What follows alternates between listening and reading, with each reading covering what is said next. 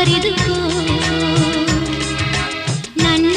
ಜೀವನದಲ್ಲಿ ಎಂದುಕೋ ನಿನ್ನ ಮನದ ಮನೆಗೆ ತಂದುಕೋ ಈ